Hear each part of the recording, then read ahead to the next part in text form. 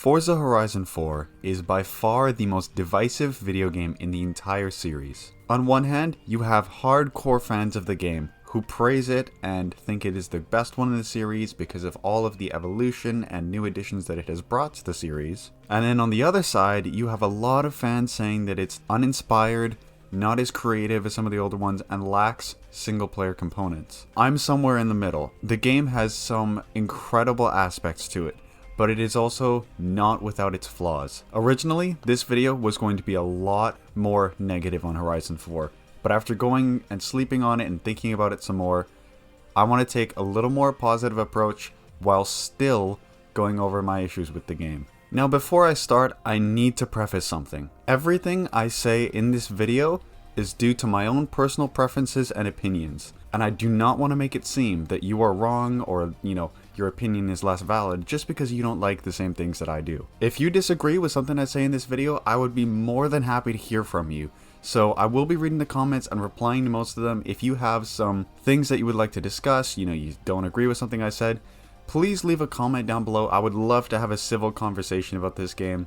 I truly love talking about the Forza series, and I will reply. Now, before I get into the issues in the game, I'm going to get there later on, I need to start out with what makes this game good. And thankfully, there are quite a lot of things that make Horizon 4 very special. Starting off, pretty much the number one thing that everyone will agree is best about this game is the cars.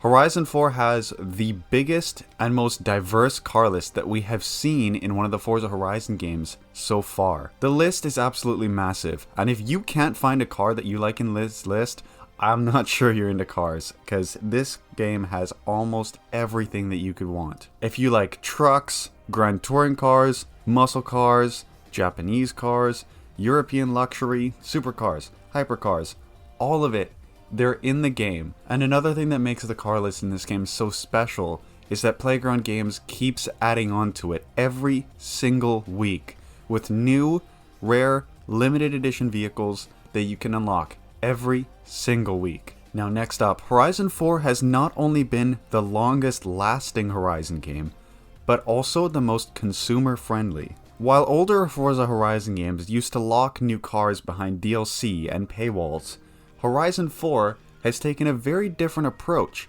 by making you do a few races, do a few events, and then you can unlock these brand new cars for free. It doesn't just wait a few months and then you get a new DLC pack. You get new cars every week, and you don't have to pay for them. You just have to unlock them. This is something that I feel is not mentioned enough, and it is so pro-consumer of Microsoft and Playground Games to actually be doing things like this. There was DLC packs when Horizon 4 came out, of course, but as of late, there hasn't really been any. It's just new cars every week, which you can unlock without paying a single cent. No paywalls here. This is absolutely fantastic. Now, while at launch, I felt Forza Horizon 4 was lacking in content when it first originally released, they have added some incredible content over the years. And let's start off with the expansions. Fortune Island has to be one of my favorite Forza Horizon expansions that has been created so far. The map itself was absolutely beautiful, and the design of the map with all of the elevation changes, the mountains, the scenery, the little towns, it was great. I absolutely love the design and philosophy behind Fortune Island.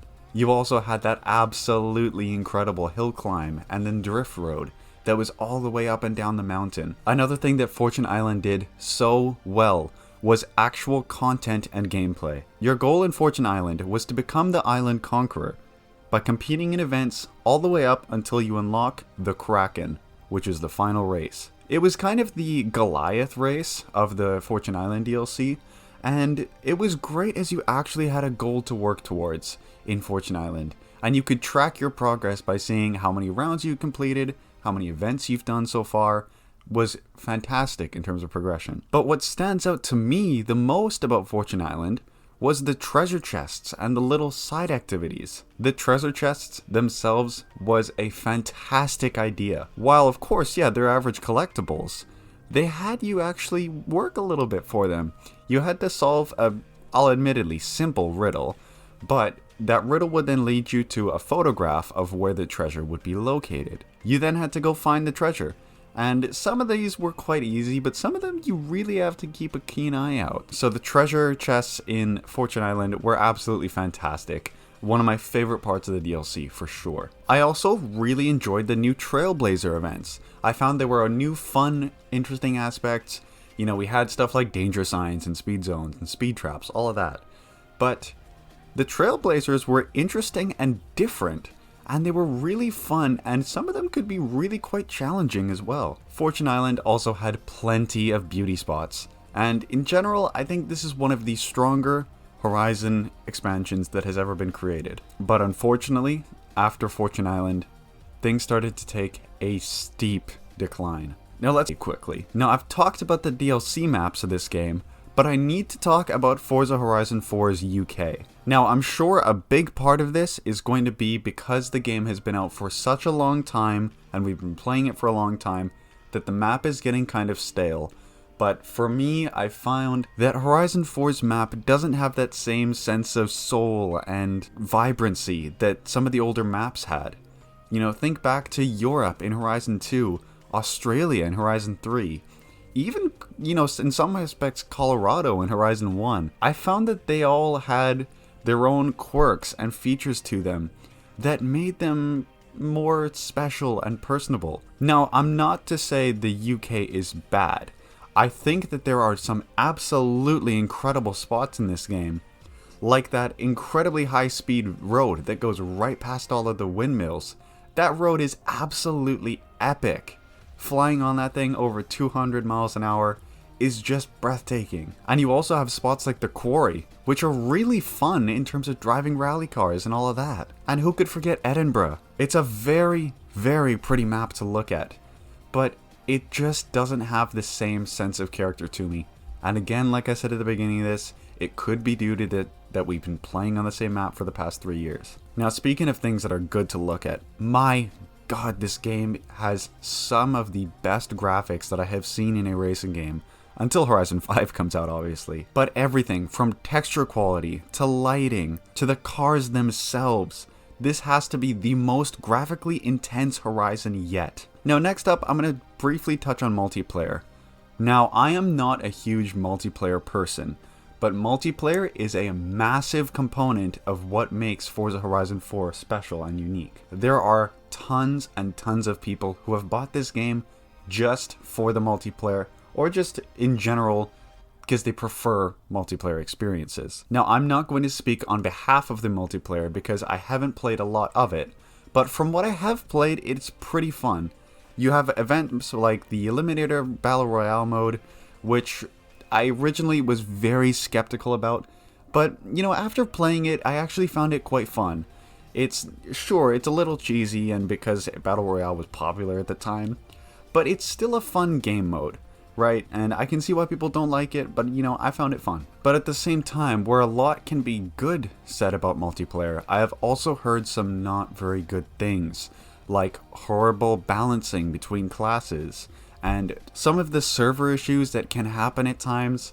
Again, these are things that kind of happen with every multiplayer game, but I'm not going to speak on behalf of the multiplayer because I haven't played too much of it. But if you're into multiplayer games, Horizon 4 should be plenty of fun for you. Now, next up, let's talk about one of the important things that I have an issue with the game. And again, this is all my own opinion, so if you don't agree, that's totally cool, and I can see where you're coming from, but I'm just going to state my own thoughts here. The progression and single player component from Forza Horizon 3 onwards has taken a massive decline, whereas the first two games had you work a little bit more in terms of being able to build your way up and unlock these, you know, more expensive cars, high-end cars, items like that. Horizon 3 and 4 have made the games much more open and sandbox-like, which is not a bad approach. It's just a different approach, and something that I don't necessarily agree with. I found Horizon 4 to just give you not much of a purpose or motivation to race than in previous games. Comparing it to the original Horizon, where you had full-on antagonists, voiced, you know, mini-bosses, and these little side showdowns, which were so much more fun than the street races and some of the things in this game. I don't know. I mean, again, right? You know, it's all personal preference. But I'm not a fan of the new approach that Horizon 3 and 4 have started. In terms of progression alone, Horizon 4 does not make you progress enough throughout the game in order to unlock endgame items. Mainly talking about supercars and hypercars here. The main culprit of this issue is the wheelspins and super wheelspins.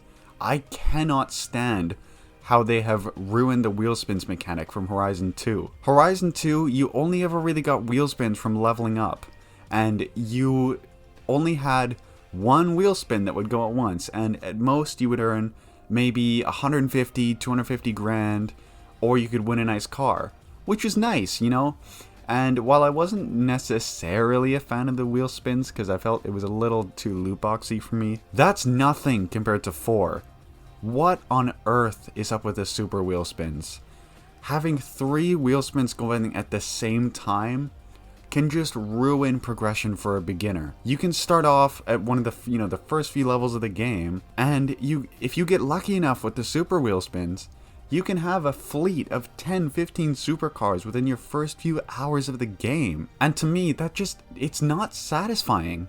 Having to actually go out and earn your money and then use that money to then buy these supercars is so much more satisfying than getting them handed to you by a loot box. Now again, I'm using the word loot box to describe it. It's not as bad as other games that have paid loot boxes. You know, wheel spins aren't paid, although I worry that they may in the future. But for now, they're not paid, so I'm not going to, make a dramatic, they're the same as EA's loot boxes. No. I'm just using the word loot box to describe them as you don't know what you're going to get until you open it. But, fortunately, if you do enjoy progression like I do, there is a way to unlock special and rare cars. And that's the same way that I mentioned earlier through the Forzathon events. These cars are only available for maybe a week. And after that week, they're gone. So you gotta spend that 15, 20 minutes doing that championship or, to win that car. And there is absolutely that satisfaction of, alright, I won this event, here's the car, finally, I didn't just win it in the wheel spin, I actually earned it. And there is something to be said about the little auction house wars that go on after these cars, because once these cars get taken off, they get expensive. So you really got to get to it before you miss out and then you can't win it. So going back to a more campaign mode setting, one of the things that bothered me so much about not only this game but partly Horizon 3 as well is there's no satisfying conclusion. Once you unlock the Goliath race and finish it, that's it. There's no cutscene, there's no $5 million reward, or thank you for playing the game, no credits, no roll credits, none of that. It's just, you finish the race and you go back to the open world. It's kind of a slap in the face where it's like, I did all this just to go around this one race once and that's it? Really? No reward? Again, right, I'm nitpicking a little bit here because I just prefer the older style of Horizon 1, for example, where you work all your way up, all your way up, all your way up until you get to that final race. Once you finish the final race, you get the $5 million reward, you get an ending cutscene, you get voice dialogue, you get a final showdown with the final boss of the game, and then you feel satisfied. You feel like you actually completed the game because the game makes you feel like it. Whereas just going back to the open world after finishing an event, it's not that satisfying, So I'm just not a big fan of that. My next issue with Horizon 4 would be the Horizon Festival itself. Horizon UK doesn't feel as well thought out as some of the previous games in this series. Partly because of its only one main festival site. And something small that I noticed was that when you're in the actual festival customizing cars, the background is very basic. When you look back to Horizon 3 and you had a background that would suit the environment and festival that you're in, whether you're in the sand dunes or Surfer's Paradise or Yarra Valley, it doesn't matter. They all had unique festival backgrounds. Now next would be some features that I think had a lot of potential but didn't quite capitalize on it fully. So first one of these would be houses.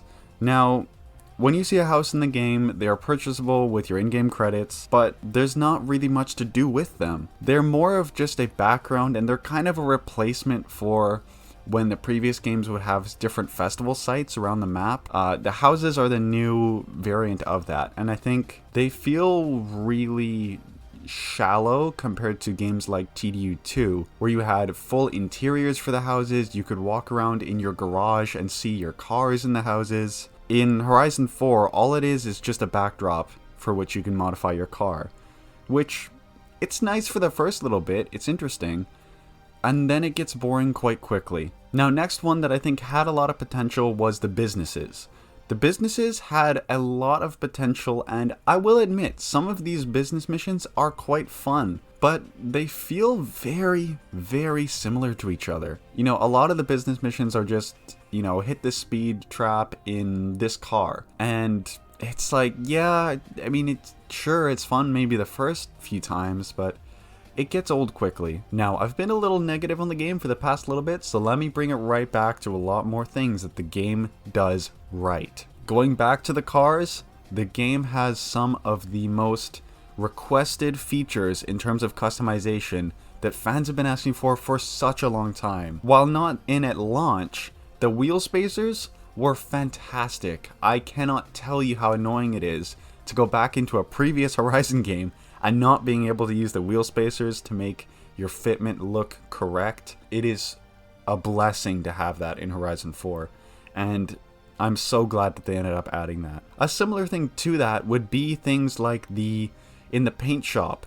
you can actually have separate paint groups for not only the body of the vehicle, but for your wheels as well. So if you wanted to paint the inner barrel or the outer rim of the wheel or the face of the wheel, you can do all of this finally. These features were not in the game at launch, but it is very satisfying to have them in the end. So I'm gonna wrap up this video here. I don't want to, you know, completely smack talk Horizon 4, because I think that there were a lot of aspects of this game that were just so good, but the thing that keeps coming back into my head is potential. Horizon 4 had so much potential, and I don't know whether it's a product of Microsoft themselves rushing Playground to force out a Horizon game every 2 years, but I feel like this game could be so great.